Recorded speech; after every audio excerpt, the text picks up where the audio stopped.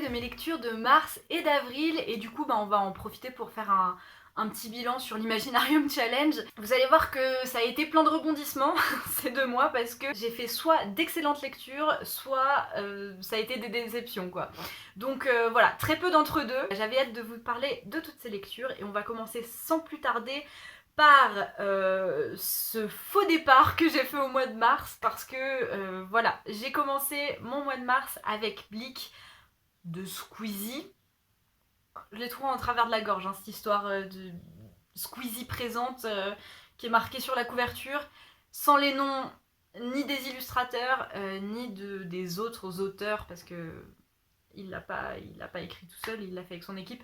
Bref, voilà, déjà ça commençait mal. Mais voilà, donc Bleak, c'est la BD qu'a sorti Squeezie cet hiver. J'en attendais pas grand chose à vrai dire. Je pensais que cette BD pouvait rentrer dans mon challenge et finalement non, parce qu'il y a absolument rien d'imaginaire dedans, rien de fantastique. Donc déjà voilà, c'était mal parti. Mais en plus, c'est une catastrophe. Enfin, je veux dire, j'ai vraiment l'impression que Squeezie et son équipe ont beaucoup plus travaillé sur la communication de Bleak et tout ce qu'il y a autour que sur la BD en elle-même. Parce que ça va pas, hein. C'est censé être 3 histoires d'horreur qui sont en fait inspirées des threads d'horreur de Squeezie. Donc à partir de là, je savais pas trop à quoi m'attendre parce que je me suis dit, est-ce que ça va reprendre les histoires qu'on a déjà entendues dans les threads d'horreur ? Ce qui serait un peu bizarre parce que Squeezie n'en est pas l'auteur, quoi. Ces histoires, elles appartiennent à d'autres gens. Et en plus, on les connaît déjà. Et en fait, non. Ce sont des histoires originales, voilà, mais inspirées un petit peu de cette ambiance-là. Comment vous dire ? Cette BD fait genre 72-75 pages. Voilà, elle est vraiment assez petite.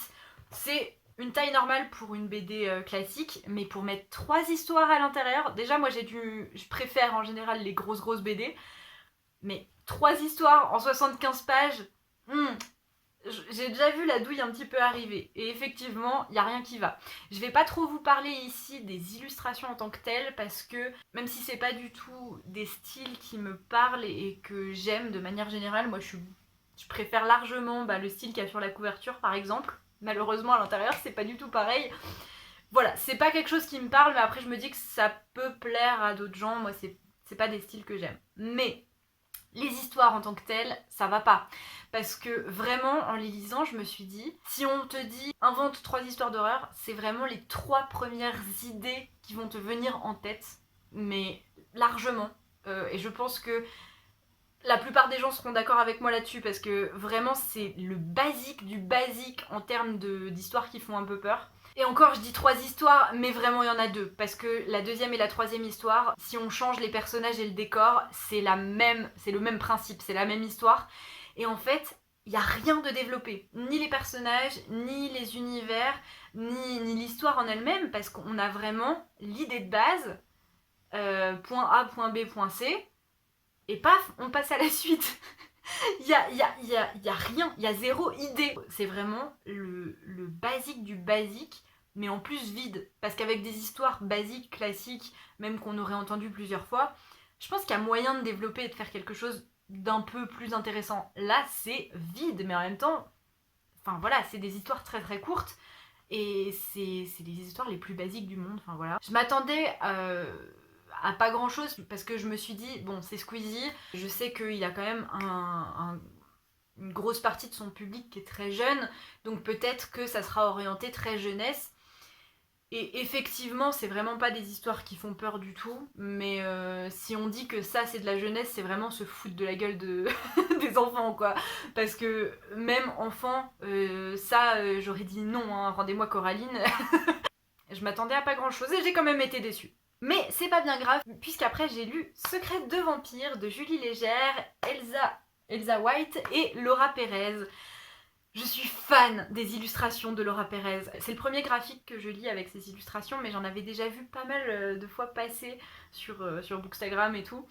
Et j'adore ces illustrations, et en plus je trouve que ça se prête vraiment très bien à ce livre et à ce sujet. Mais en plus de ça, c'est vraiment un livre super intéressant. On va nous parler des vampires dans la culture, d'où ça vient, Et en fait on va remonter les mythes et les légendes de vampires directement ou de choses qui s'en approchent beaucoup, mais vraiment super loin dans le temps. On va partir de toutes les légendes d'où ça aurait pu partir dans l'Antiquité et tout ça, et petit à petit on va avancer dans le temps jusqu'à nos vampires plus modernes. Le ton choisi est super chouette en plus parce que dès le début en fait c'est une vampire qui s'adresse à nous à la première personne.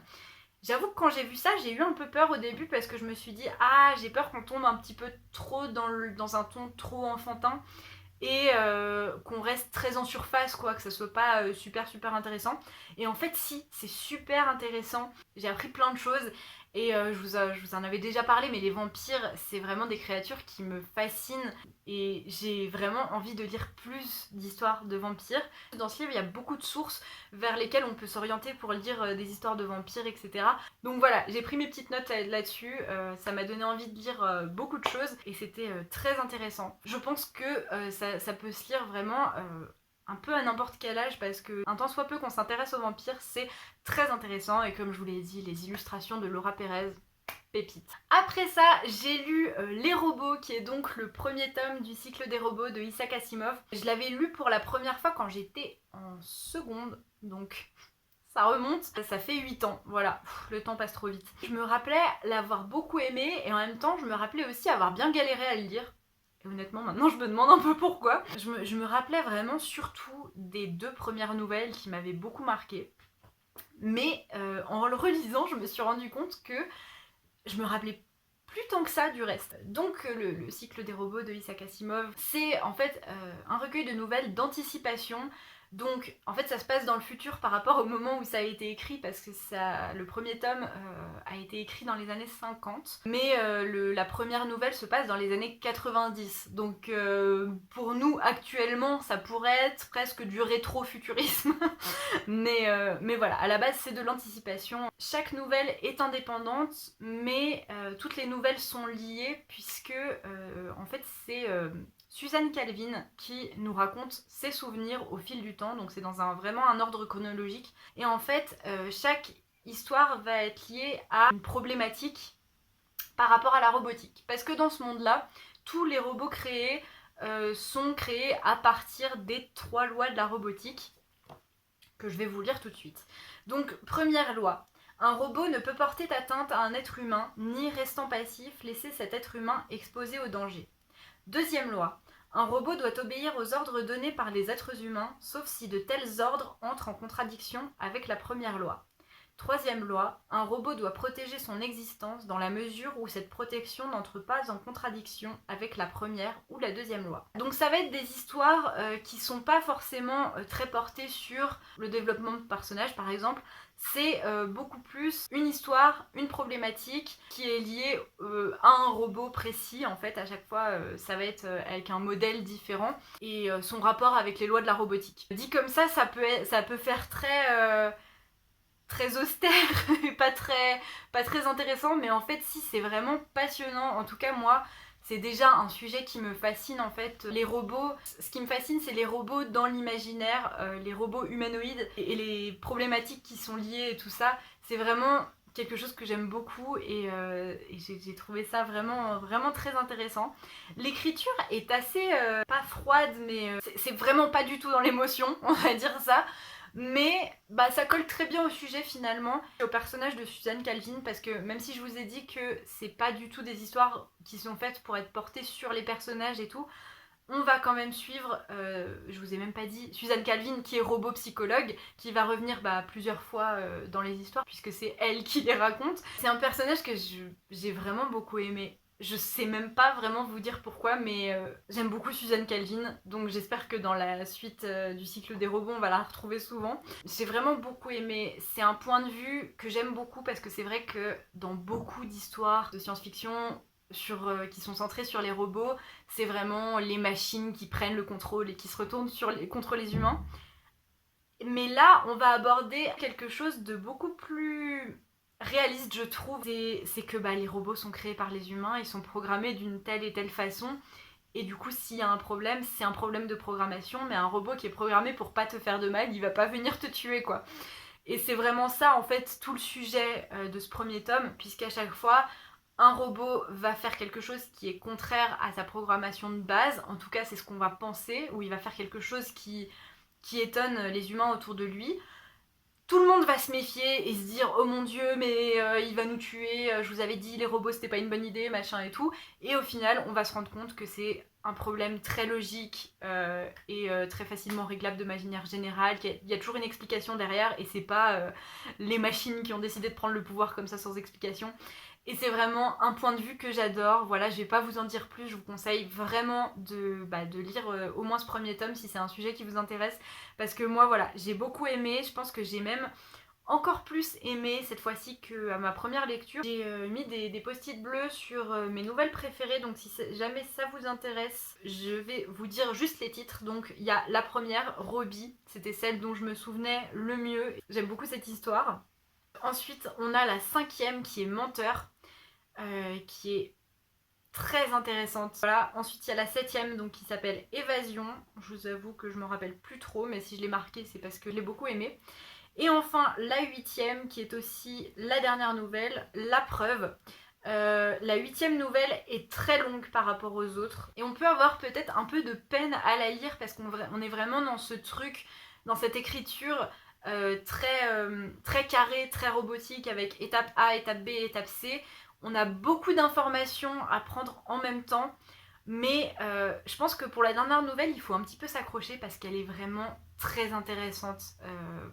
Voilà, c'est pas ma préférée, mais elle est vraiment très intéressante et ça vaut le coup qu'on ait un petit peu de la peine à la lire. Et du coup, ensuite, j'ai directement enchaîné avec le tome 2, donc un défilé de robots. Je saurais pas vous dire si j'ai préféré le tome 1 ou le tome 2, mais en tout cas, j'adore cette série et j'ai très envie de la continuer. Cette fois-ci, on n'est plus dans les souvenirs de Suzanne Calvin, on se détache un petit peu de ça, mais on est toujours dans le même univers. Et avec toujours une problématique à chaque fois liée à un robot précis. C'était très cool, j'ai été un petit peu quand même, un tout petit peu déçue au début, parce que dans le premier tome, on a Suzanne Calvin, mais on a aussi 2-3 autres personnages qui reviennent assez souvent. Et au début de ce tome-là, ils sont pas là. Je crois que Suzanne Calvin, elle arrive vraiment genre au milieu. Puis on a d'autres personnages qui étaient déjà dans le tome 1 qui reviennent, mais pas tout de suite. Et du coup, au début, j'étais un peu oh non. Bon, au final, ça va parce que les histoires sont toujours très intéressantes. Le point de vue change un tout petit peu. Je vais pas vous en dire trop là-dessus, mais voilà, sachez que c'est pas une répétition des mêmes histoires. Vraiment, à chaque fois, pour chaque nouvelle, il y a vraiment une idée qui est différente de toutes les autres et qui est généralement très bien traitée. Alors, il me semble que dans celui-là, il y a quand même des nouvelles qui m'ont un peu plus déplu, mais il y en a d'autres que j'ai beaucoup aimé. Encore une fois, j'ai mis mes petits post-it sur mes nouvelles préférées. Donc, il y a la première. Le robot AL76 perd la boussole. Ensuite, la deuxième, Victoire par inadvertance. Il me semble que celle-là... Oui, celle-là, elle est trop bien. Et en plus, dans celle-là, on explore un petit peu plus l'univers et on se retrouve sur une autre planète avec des extraterrestres. Et c'est super cool. Ensuite, 5, satisfaction garantie. Et enfin, la 8e, donc le correcteur. Comme je vous l'ai déjà dit, hein, voilà, je vais pas y passer 1000 ans, j'ai beaucoup aimé. Je pense que Isaac Asimov était une personne assez détestable, pour mon avis, hein, voilà. C'est ce que je ressens en tout cas en lisant les préfaces de chacun de ses livres. Voilà, c'est vraiment quelqu'un qui a l'air assez détestable. En plus, on a quand même de temps en temps de sexisme lié aux années 50, hein, parce que voilà, il faut remettre quand même ça dans son contexte. C'est des trucs qui m'ont un peu titillé, voilà, mais franchement ça ne gâche absolument pas la lecture, donc voilà, encore une fois, si c'est un sujet qui vous intéresse, je vous les conseille tous les deux énormément. J'ai très envie de lire le 3, franchement. Si j'avais pas été aussi maniaque avec mes livres, je pense que je l'aurais déjà lu, mais voilà, j'ai acheté ces 2 premiers tomes quand j'étais au lycée, en seconde, donc c'était en 2014, je crois bien, voilà, et c'est l'édition de J'ai lu 2012. Sauf que depuis J'ai lu, ils ont refait cette collection avec des couvertures différentes, qui sont absolument pas moches, hein, j'ai vraiment rien contre ces couvertures, mais j'aime vraiment beaucoup la série que j'ai là. Voilà, je les aime beaucoup et j'aimerais avoir toute la collection avec ces mêmes couvertures. Malheureusement, le tome 3 est introuvable. Je suis dégoûtée. J'arrête pas mes recherches, hein. Je fouille Vinted, tous les trucs d'occasion et tout, mais j'arrive pas à trouver le tome 3 qui s'appelle donc Les Cavernes d'Acier. Je croyais l'avoir trouvé à un moment donné, mais en fait c'est juste que le site avait mis une mauvaise image et bref, voilà, je suis dégoûtée, mais j'y crois encore, je vais finir par le trouver. Et si vraiment je le trouve pas, bah tant pis, j'achèterai dans l'autre édition, mais ça m'embête quand même un petit peu de pas les avoir tous pareils. Bref, ensuite j'ai continué dans les relectures puisque j'ai relu La mer sans étoiles de Erin Morgenstern. Évidemment, voilà, c'était déjà un coup de cœur l'année dernière, la première fois que je l'avais lu, et là je crois que j'ai encore plus aimé, je pensais pas que c'était possible, mais j'adore ce livre, et je crois que les post-it parlent d'eux-mêmes. Bon, j'ai pas fait une goût domaine, mais c'est pas passé loin. Pour ceux qui ne connaîtraient pas La mer sans étoiles, dans ce livre, on va retrouver Zachary, qui est un étudiant, mais voilà, il est pas à fond dans ses études, c'est une période un petit peu compliquée pour lui, et du coup il se réfugie pas mal dans les bouquins, et il passe pas mal de temps à la bibliothèque universitaire. Et un jour, dans cette bibliothèque, il va tomber sur un livre assez étrange. C'est un recueil de nouvelles un peu chelou, un petit peu... il sait pas si les histoires sont liées ou pas, mais ça l'intéresse, et en lisant, il se rend compte que dans ce livre, il y a un événement qui lui est arrivé dans son enfance, qu'il n'avait raconté à personne, qui est très particulier quand même, et qu'il avait beaucoup marqué à l'époque, mais il l'a jamais raconté à personne. Et en plus, ce livre a l'air très très vieux, beaucoup plus vieux que lui. Donc voilà, comment ça se fait qu'il y a un passage de sa vie à lui dans ce livre. Ça va beaucoup l'intriguer, du coup il va mener l'enquête. Et tout ça, ça va le mener à découvrir un monde un peu secret. Le monde de la mer sans étoiles, un monde fantastique qui est fait de galeries souterraines pleines de bibliothèques et d'étagères avec des livres, beaucoup de chats qui se baladent par ici aussi, mais beaucoup de secrets et de mystères. Et je n'en dirai pas plus. Si vous ne l'avez pas lu, lisez-le, c'est une pépite. On est sur quelque chose de très onirique, de très nébuleux. En plus, on va suivre donc l'histoire de Zachary, mais entre chaque chapitre, on va lire une des nouvelles du livre qu'il a trouvé. Du coup, il y a beaucoup d'histoires indépendantes qui sont quand même liées à l'histoire principale, mais c'est vraiment pas forcément évident de faire des liens. Parfois oui, parfois non. C'est un livre un petit peu puzzle, mais en même temps, c'est pas vraiment nécessaire de tout mettre en place à la fin. C'est pas un livre pour les gens qui ont envie d'absolument tout comprendre, tout savoir, parce que vraiment, quand vous le lisez, en particulier la première fois, vous êtes perdu, mais c'est le but. Voilà, il y a beaucoup de choses qui ont l'air liées, mais qu'on ne comprend pas comment on peut les lier. Il y a beaucoup de mystères, beaucoup de choses, beaucoup de métaphores en fait. C'est très très dans l'émotion. J'ai pleuré, hein, voilà, j'ai encore pleuré. Est-ce que c'est étonnant? Au bout d'un moment, j'ai l'impression de pleurer à chacune de mes lectures. Mais voilà, c'est un coup de cœur absolu pour moi, c'est quelque chose qui me parle beaucoup. Je sais que ça ne parlera pas à tout le monde, mais je pense que c'est un livre qui vaut la peine d'être essayé.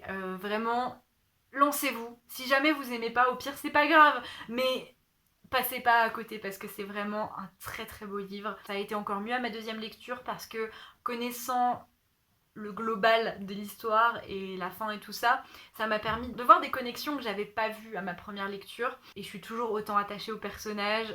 Zachary et Dorian, mes bébés, même les autres personnages, je les aime vraiment très fort. C'est magique. Voilà, j'ai rien de plus à dire sur ce livre, c'est un de mes livres préférés et lisez-le.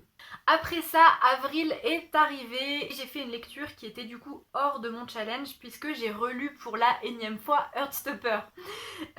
Donc voilà, je vous en ai déjà parlé plusieurs fois, vous le savez, Heartstopper. Ça a été un coup de cœur l'année dernière quand je l'ai lu, en mai je crois. Donc je les lis toujours sur Webtoon. Si jamais vous voulez les lire, sachez que c'est gratuit et totalement légal. Hein. Voilà, c'est Alice Oseman elle-même qui sort ses chapitres petit à petit. En fait, j'ai relu Heartstopper parce que c'est la base, mais surtout parce que je voulais absolument les relire avant la sortie de la saison 1 de la série Netflix. Je vais être très rapide sur mon avis sur la série parce que j'en ai déjà pas mal parlé sur Instagram et en fait, honnêtement, depuis qu'elle est sortie, j'en entends parler tout le temps et ça me gave. Voilà, j'ai fait partie de ça, j'en ai beaucoup parlé, mais je sature là. Donc j'ai regardé cette série, j'ai beaucoup aimé, surtout la première partie parce que je trouve que le cast est excellent, les acteurs sont très bons et correspondent très très bien aux personnages. Vraiment, il y a beaucoup de choses qui sont très bien respectées, il y a beaucoup de choses de dialogue, tout ça qui sont vraiment copié-collé du livre et c'est ça que j'attendais. Seulement, il y a certains changements qui sont plutôt bons et certains changements qui m'ont vraiment beaucoup dérangé. Je trouve que la série ajoute beaucoup de drama pour pas grand chose, ça dénature certains personnages à mon sens, et ça dénature aussi l'esprit de Heartstopper. En tout cas pour moi, encore une fois ce n'est que mon avis, je sais que cette série est très très appréciée. Mais voilà, même si j'ai beaucoup aimé mon premier visionnage, et mon deuxième aussi parce que j'ai regardé 2 fois de suite, donc c'est quand même dire que cette série est bien, mais il y a quand même, plus j'y réfléchis, plus j'y vois de choses qui me dérangent, et je trouve clairement que la série ne vaut pas les livres. Voilà, j'arrête de parler de la série et on va passer à ma lecture suivante qui a été une catastrophe. Donc c'est l'échange de Brenna Jovanov. Vous m'entendez parler de ce livre depuis très longtemps parce que je l'ai vraiment depuis très longtemps dans ma palle. J'ai essayé de le caler dans toutes les palles de tous les challenges possibles, mais j'arrivais pas à le lire. Et au final, j'aurais peut-être pas dû le garder tout simplement. Je sais même pas comment j'ai fait pour le finir, c'était nul. Je vais quand même vous lire la 4e de couverture. Sous des dehors tranquilles, Gentry est une ville maudite. Tous les 7 ans, un nouveau-né disparaît, remplacé dans son berceau par une étrange créature. Maki est l'un de ses remplaçants. Ignorant tout de ses origines, il passe son temps à jouer de la basse et se rapproche de Tate, la fille aux yeux pailletés. Mais lorsque la sœur de celle-ci disparaît, l'adolescent doit plonger dans les entrailles de Gentry pour la retrouver. Là-bas, il découvre un monde parcouru de tunnels pestilentiels, grouillant de monstres et de morts vivants. Afin de briser la malédiction, Maki devra livrer un combat à mort et trouver sa place dans notre monde ou le leur. La personne qui a fait la 4e de couverture a dû bien galérer parce que franchement, là où la 4e de couverture s'arrête, ça doit être vraiment ici, presque à la fin du livre. Mais d'un autre côté, je vois pas comment on pourrait résumer ça mieux parce que c'est très très décousu comme histoire. C'est nul. Je suis désolée, mais c'était tellement pourri que j'arrive même pas à mettre le doigt sur ce qui va pas parce qu'il y a tellement de choses qui vont pas dans ce livre, c'est un truc de fou. Il y a aucune originalité déjà. Quand j'avais lu la 4e, je me suis dit peut-être qu'avec ce côté un peu mystérieux ça peut être intéressant. Non, vraiment, c'est vraiment du revu et du réchauffé. Ce livre a un goût de micro-ondes. Les personnages sont insupportables, mais vraiment en particulier le personnage principal. Sa sœur est plutôt cool. C'est le seul personnage que j'ai bien aimé dans cette histoire, mais c'est un personnage quand même assez secondaire. Mais sinon, oh là là, les personnages sont insupportables et ils sont tous clichés à mort, mais c'est un truc de fou. Je vous l'ai dit, l'histoire est décousue, les personnages sont pas intéressants, c'est cliché à mort, c'est vide. C'est très cliché de l'adolescence. 13 années 2000 d'ailleurs, j'ai vraiment pas aimé. Je sais pas comment j'ai fait pour ne pas l'abandonner. Il y avait quelque chose qui me dérangeait entre le personnage principal et un autre des personnages parce que le personnage principal, au début, pendant les premiers chapitres, on comprend qu'il est très attiré par une fille de son lycée et que c'est vraiment genre la fille blonde populaire. Et en fait, il est attiré par elle, mais en même temps, il arrête pas de la critiquer. Et j'arrivais pas à comprendre la dynamique qu'il y avait derrière ça, jusqu'au moment où j'ai compris que c'était tout simplement du slut shaming, parce que au bout d'un moment, cette fille est vraiment décrite comme une fille qui est belle et qui le sait et qui en profite et qui est gentille avec les mecs juste pour son bon plaisir ou je sais pas quoi, mais en plus ça fait aucun sens. Parce que c'est du slut shaming, mais sur un personnage qui n'est même pas à fond dans ce cliché-là. Je sais pas comment l'expliquer, mais voilà. Bon, à partir de ce moment-là, je me suis dit, ok, le livre, je ne t'aime pas, cette fois-ci j'en suis sûre et c'est réglé.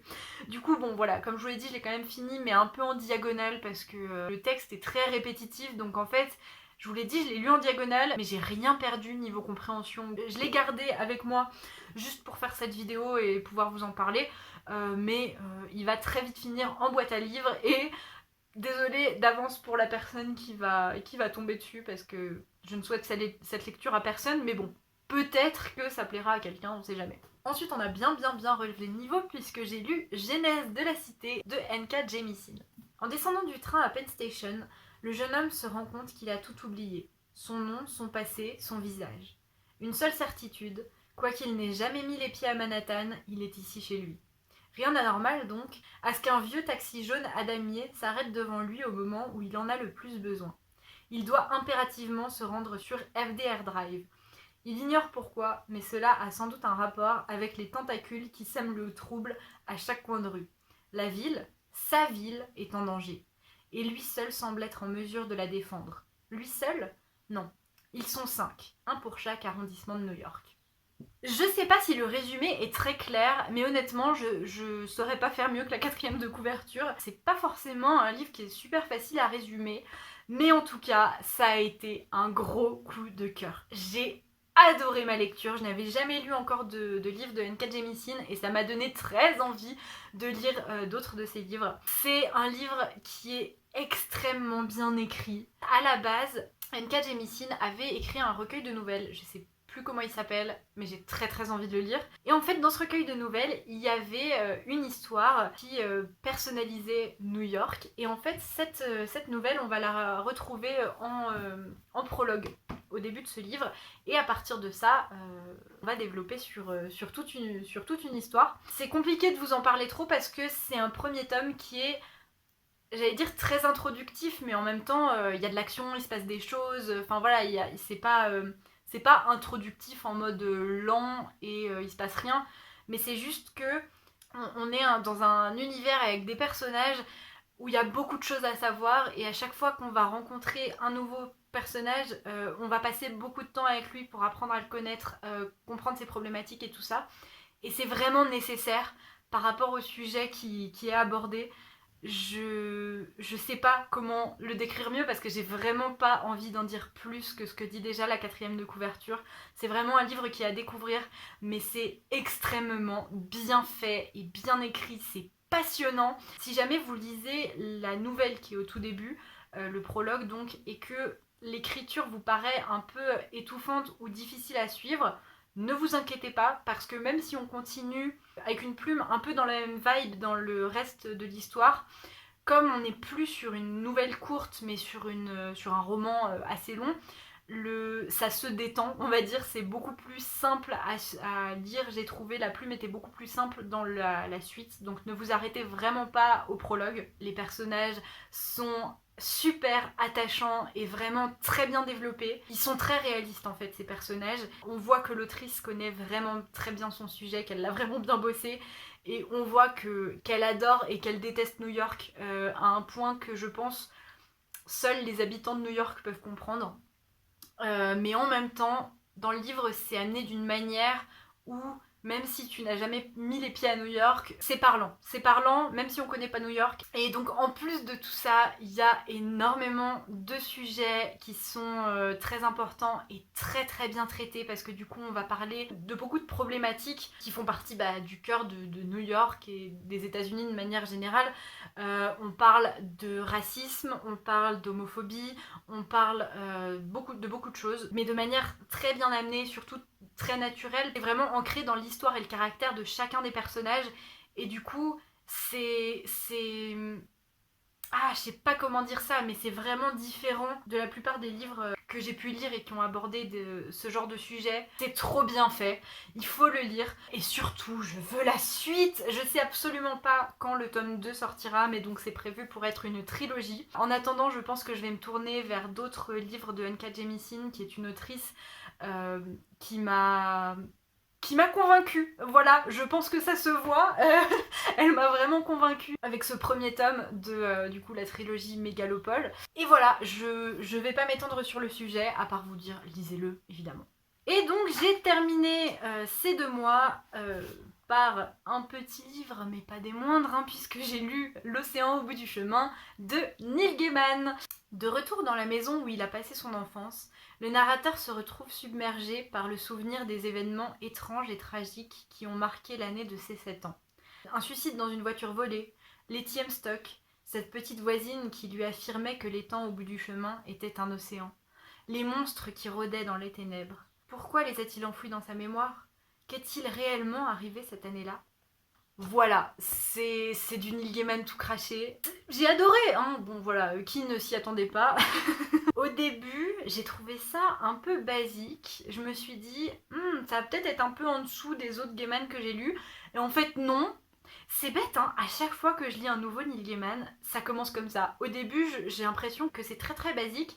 Et au final, il finit toujours par me surprendre. Et il fait toujours ça de la meilleure manière. Donc voilà, Neil Gaiman, toujours le king, hein.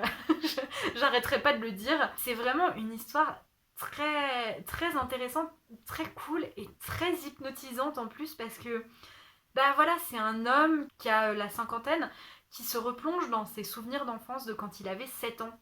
Ça crée un peu, déjà un décalage parce que on pourrait se dire le narrateur a 7 ans et il s'exprime comme un adulte, mais en même temps, c'est un adulte qui qui se rappelle ses souvenirs, donc il y a un ton vraiment très particulier que j'aime beaucoup.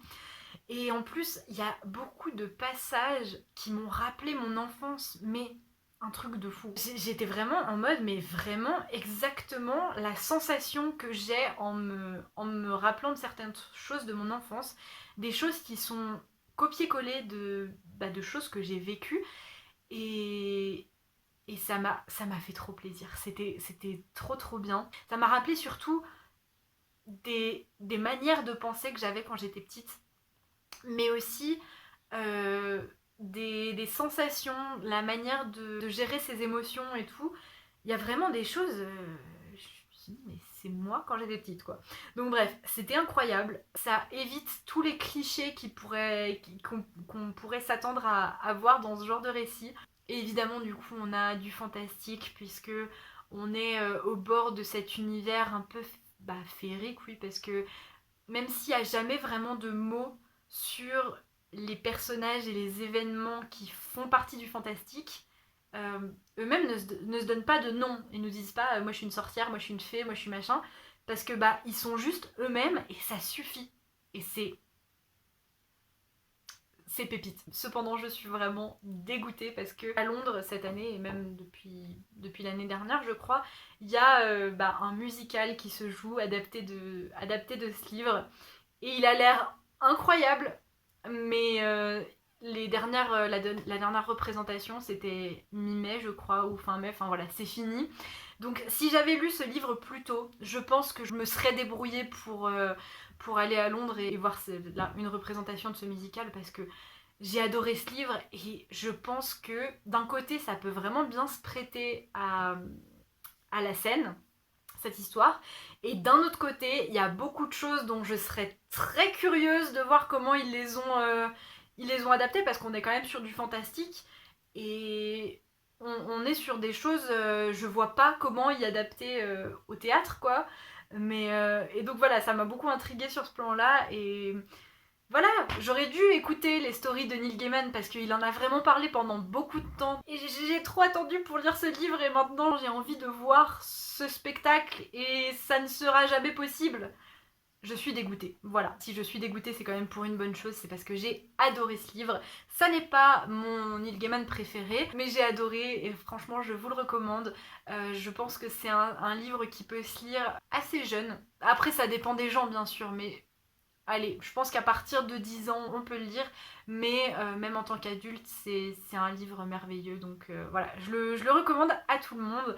Et, et voilà, c'est un livre qui a très très bien clôturé mon Imaginarium Challenge. On avait en plus du coup l'œuvre mystère qui était Le Petit Prince. J'ai pas pensé à le préciser, mais évidemment je l'ai lu. C'est juste que ce livre, je le lis et je le relis tellement souvent que je le note plus, mais voilà. Dites-moi comment s'est passé votre challenge. Pour moi, ça s'est très bien passé. J'ai vraiment bien respecté ma palle, ce qui arrive assez peu souvent. Même si au final, il n'y a pas eu énormément de monde qui ont participé au challenge. J'ai vu qu'il y avait quand même certaines personnes qui avaient été très à fond dedans et ça m'a fait trop plaisir et c'était vraiment un bonheur d'organiser ça et d'échanger avec vous et tout. Donc, comme je l'ai annoncé sur Instagram il y a quelques jours, il y aura une deuxième édition l'année prochaine. Voilà, soyez au rendez-vous le 1er mars prochain. Évidemment, on partira sur une autre œuvre mystère qui, je pense, parlera encore une fois à beaucoup d'entre vous, mais peut-être un tout petit peu moins connu. Donc voilà, j'ai hâte d'y être, mais c'est pas pour tout de suite, hein. Voilà, on se retrouve dans presque un an. Et en attendant une prochaine vidéo, je vous souhaite de très belles lectures. Bye!